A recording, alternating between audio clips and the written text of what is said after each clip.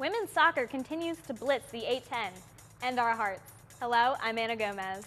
And I'm Dana Pecora. All sports played this week, yet nobody was home, and we missed you guys. Well, you're watching LaSalle TV's home for Explorer Athletics, SportsLine.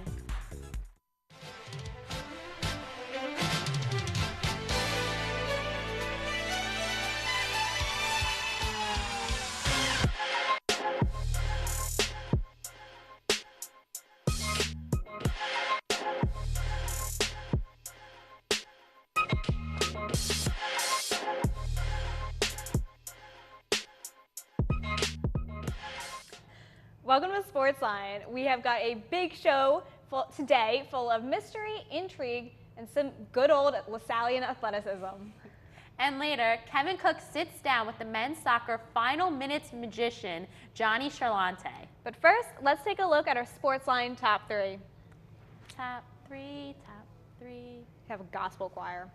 Number one, it is time to break out your party hats. Women's soccer head coach Paul Royal won his 150th game in his 15th year coaching LaSalle on Thursday, September 28th against Dayton. The women dominated the game early, scoring 2 early goals in the first half of play. Amira Luquetis scored her second goal of the year early in the second half, and Madison Bauer added a fourth in the 75th minute. Larissa Zambelli made 4 saves to secure the shutout, her 7th of the year, as the women's soccer team continues to prove why they are the ones to watch as conference play heats up. Oh. And number 2, and if you needed another reason to bust out those party hats, a LaSalle alum is now a championship-winning coach for the 4th time. Last night, Cheryl Reeve and Minnesota Lynx clinched the WNBA championship against the Los Angeles Sparks in Game 5 of the series. The Lynx won Game 5 by a final score of 85-76.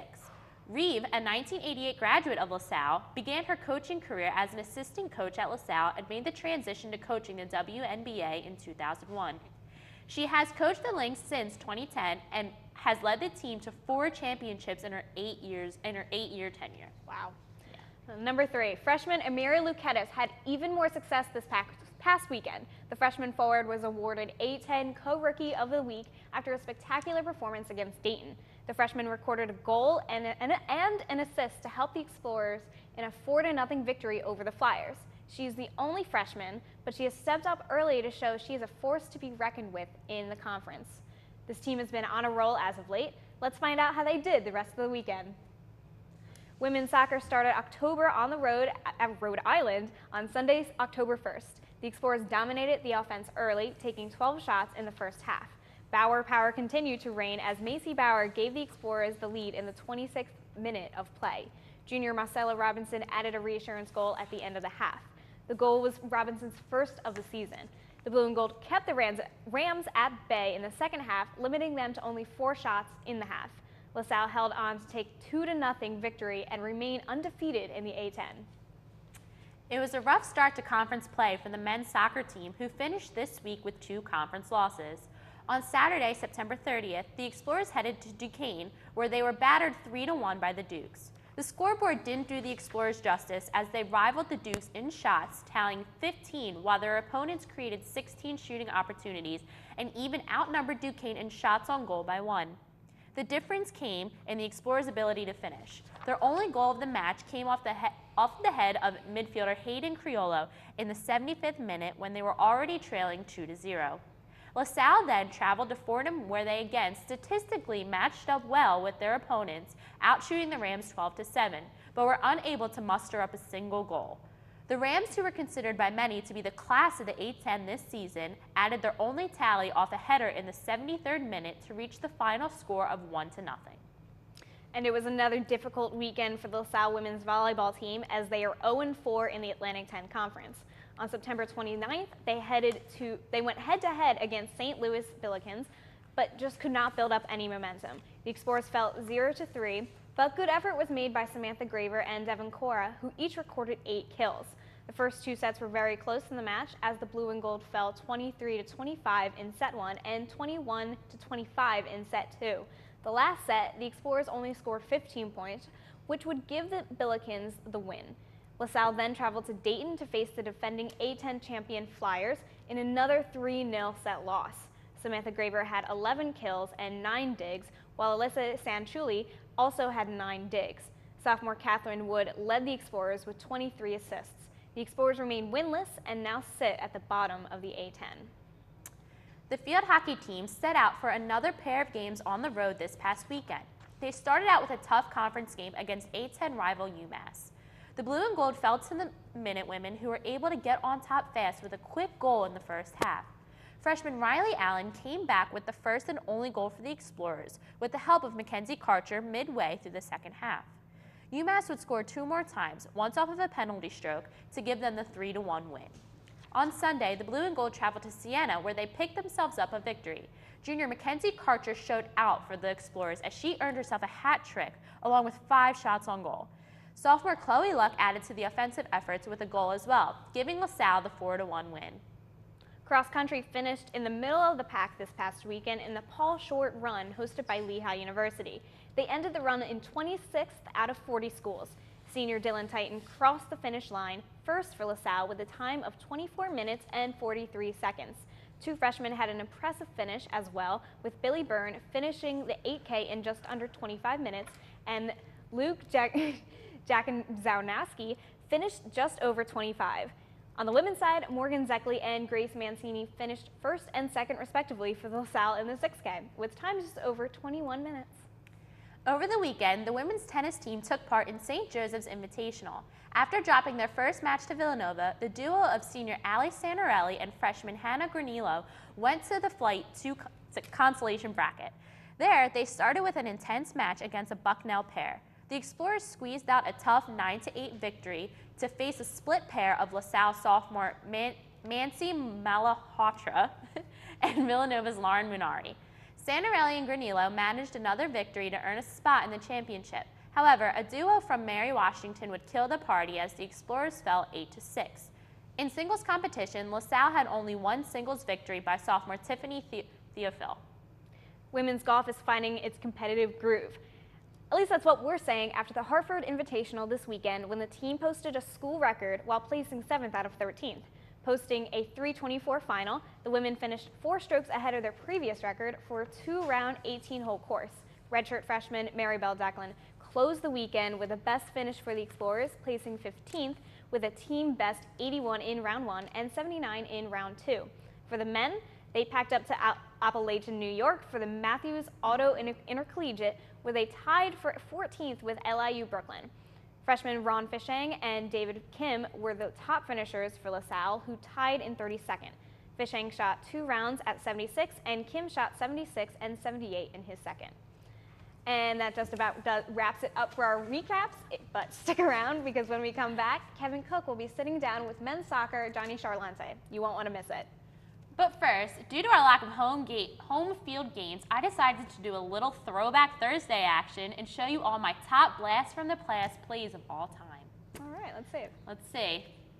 So, this first one is a 2014 game against Northwestern. It's currently in double overtime. We're going to see Kelsey Haycock score the winning goal and set the all-time LaSalle scoring record all in one play. So that was pretty awesome. Now this is SportsLine fave Jordan Price. He hits a half-court buzzer beater against American University that sends the game into overtime. This was just beautiful. We missed Jordan Price. This was a fun game. We're going to see it again from a different angle just because we can. Oh, beautiful. JP. Look at beautiful. That. He's just... And this next game, we're going to throw to former LaSalle TV producer Austin. Now Griffin, turnaround, puts the shot up, and she makes it with .7 left. Amy Griffin, you stud. Amy Griffin, what a stud. She's a stud. I love her. Eddie was on point. Now this is LaSalle versus State. Now look, this is a beautiful goal. But let's be real. The real reason this is here is because look at this celebration. Oh no! Oh no. I forgot they about were that. So hyped. It was okay. That's why it made it in. Beautiful celebration. Beautiful goal. They beat Dayton though, so that's always positive. That was a goal by Chrissy Ballrath. So. That's right. But the celebration was just even better. Well, thank you, Dana, for that. You're welcome. And when we come back, Kevin Cook takes the desk. We'll be back.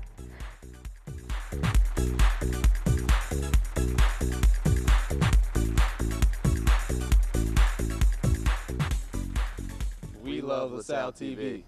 I love that new show, Flip. I gotta keep up, so news you can use has to be my favorite. I love LaSalle sports, so SportsLine is my favorite TV show. We love LaSalle TV.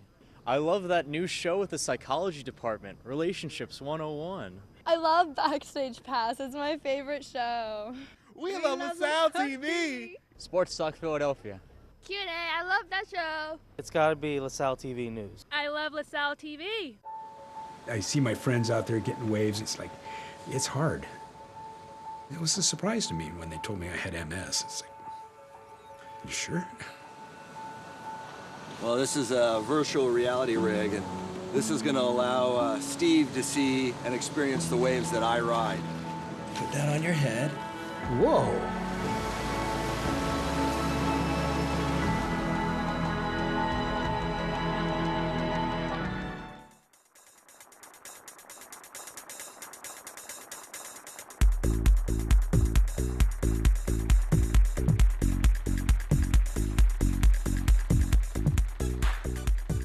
Welcome back. Men's soccer has had an interesting season.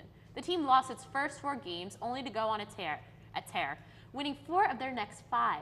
The men have since lost their first 2 A-10 games. Kevin Cook will break it down with senior mid Johnny Charlante. Check it out. Hi, I'm here for another On the Sideline segment, and I'm Kevin Cook sitting down with Johnny Charlante. Johnny, men's soccer team, you've been playing well lately after starting off 0-4. What have you guys been doing to fight your way back into relevancy in the A10? Yeah, so after losing our first 4, our backs were definitely against the wall. We knew we had to turn it around because going further into the hole, 5-6 losses would have put us in a very bad position coming in the A10s. So, I mean, just all the seniors stepped up when we went on that win streak of 4, and it was pretty much a team effort, obviously. Everyone buying in, knowing that those were must-win games. That's kind of all it really took.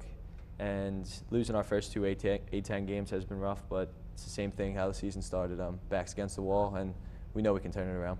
And like you were saying, some of the seniors have began to play better for you guys, and you're one of those seniors. And in some of your last games, I think you got, what, like 3 goals in the season now, and 2 of them came in the final 5 minutes of a game to tie one of them up for you guys, and also to give you guys the win. What are you doing at the end of the games to put your team in a better position? Yeah, so I mean, after 90 minutes, I mean, everyone's tired. It's all just running on adrenaline at that point, and anyone could be in those situations to put those balls away. And I've just been lucky enough to get on the end of them, trying to find myself in good spots to get on the ball. But like I said, I mean, anyone on our team could put those balls away, and I don't take for granted that it was me because obviously senior year I'm trying to do as much as I can for this team. I mean, put so much time and effort throughout the years into LaSalle soccer program, and I just want to finish out the year strong. Yeah, and one of the things that I feel is very important to especially the seniors is playing at home and making sure that you guys have a home field advantage. And this season you guys are 4-1-1 at home. What does that home field advantage mean to you guys? So I mean, anytime we're playing at McCarthy, we know we're expected to win. I mean, every game we walk onto McCarthy, we, as seniors at least, because we've always won more games at home, we know that it's easier for us to win at home, so those games are even more important because it's like winning's the only option when we walk onto that field. I mean, playing in front of our home crowd, friends and family, like there's nothing better.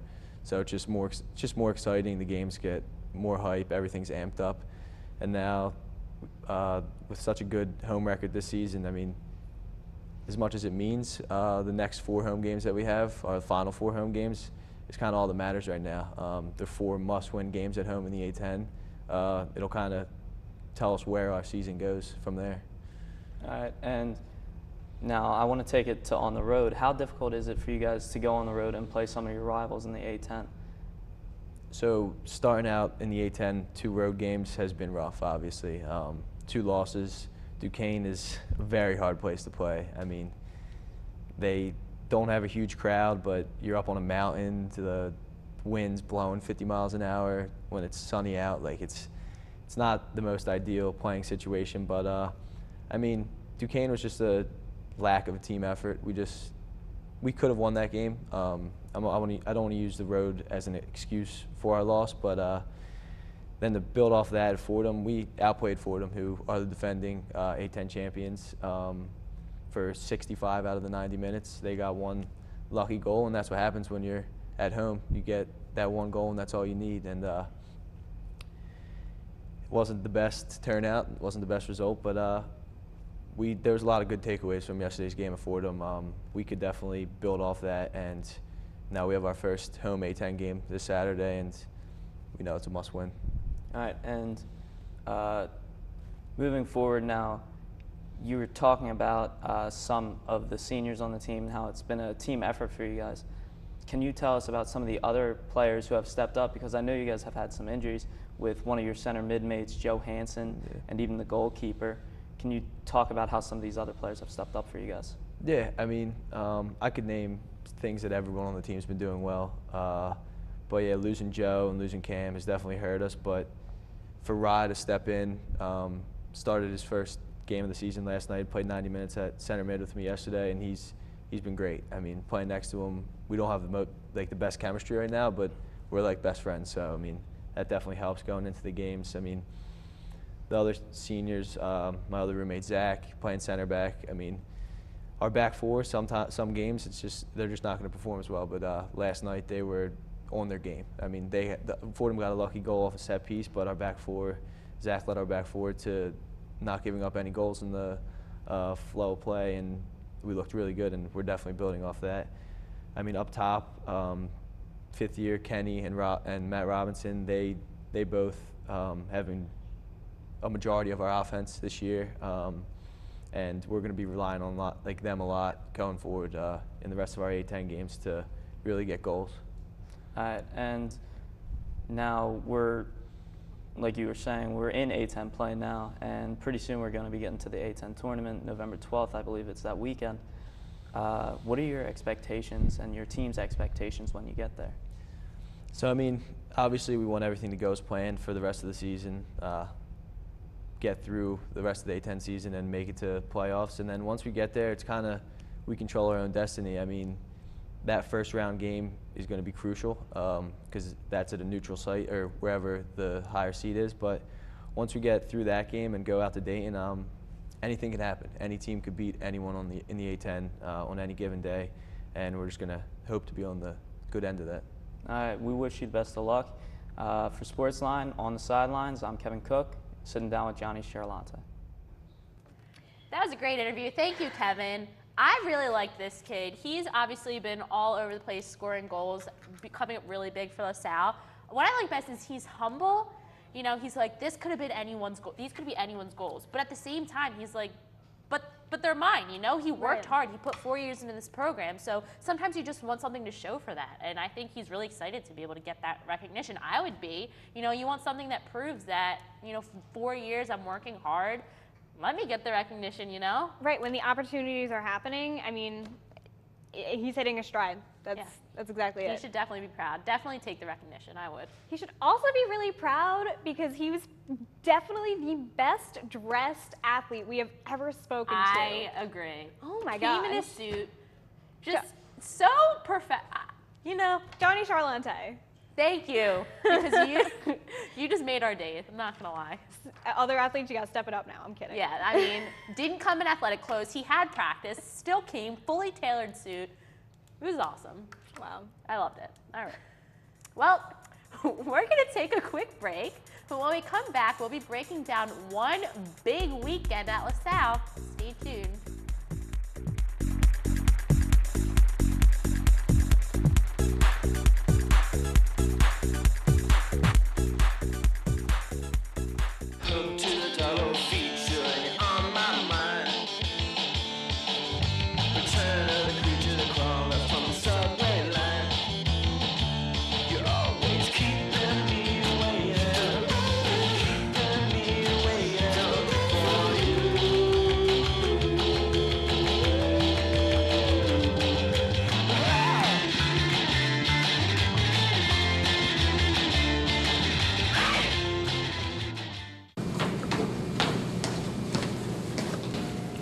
What you reading, loser? Nothing, man. I'm just trying to study for this task coming up. You know, you got to keep up with work. Oh, that's cool. Yeah. I'm trying to study. Leave me alone.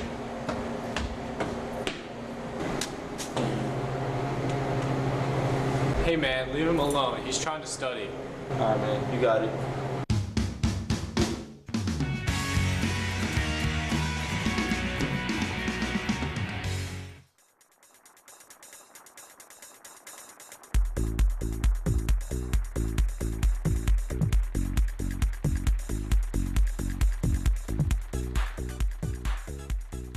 Welcome back. In lieu of LaSalle Alumni Institution of Homecoming Weekend, LaSalle will be hosting its first ever One Big Weekend event. Our correspondent from Tech Girls has the coverage. The first ever One Big Weekend event comes to LaSalle this weekend, October 6th through the 8th. The event combines events from both Family Weekend and Homecoming, allowing students, families, and alumni to all take part in the fun.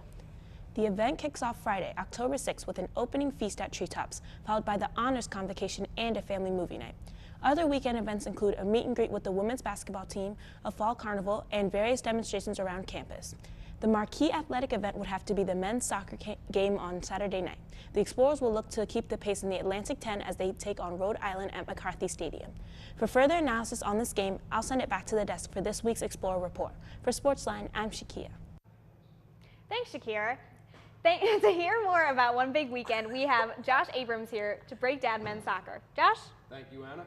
For this week's Explorer Report, our LaSalle men's soccer team takes on the Rhode Island Rams in an 8-10 showdown Saturday, October 7th at McCarthy Stadium. The Explorers currently hold a record of 4-6-1 after dropping their most recent contest against Fordham. Meanwhile, the Rams of Rhode Island boast a record of 6-2-2 after winning their most recent conference game against St. Bonaventure.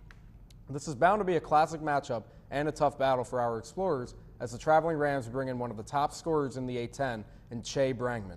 Don't forget about the Rams goalkeeper Niels Leafhelm, who has only allowed 10 goals through 10 games, which is good for a goals against average just under 1. In order for the Explorers to emerge victorious in this game, they are going to need heavy contributions on the offensive side from Matt Robinson and Johnny Charlante. On the defensive side, it's going to be up to players like Jake Saba and Zach Rutherford to try and shut down the Rams' offensive attack. The Explorers have given up 19 goals in 11 games so far, so it is really crucial that the entire defensive front shuts down Brangman and crew, as well as Robinson and Charlante leading the way on offense.